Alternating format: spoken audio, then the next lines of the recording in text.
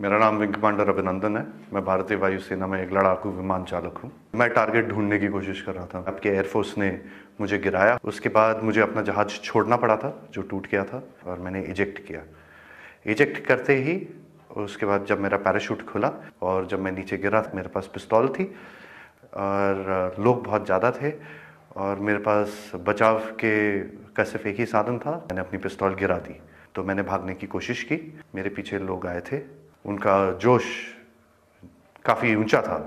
उसी समय पाकिस्तानी आर्मी के 2 जवान आए एंड उन्होंने मुझे बचाया वहाँ से। पाकिस्तानी आर्मी के एक कप्तान थे, वो आए, उन्होंने मुझे इन लोगों से बचाया, मुझे और कुछ होने नहीं दिया।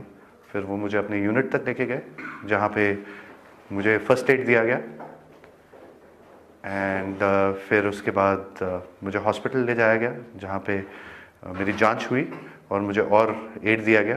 पाकिस्तानी आर्मी जो है वो बहुत ही प्रोफेशनल सर्विस है। I see peace in it. I have spent time with the Pakistani army. I am very impressed. Indian media बात हमेशा बढ़ा चढ़ा के कहती है। जो छोटी सी चीज़ होती है उसका बहुत ही उसको इतना आग लगा के, इतनी मिर्च लगा के बोलते हैं वो, उसमें लोग बहकावे में आ जाते हैं।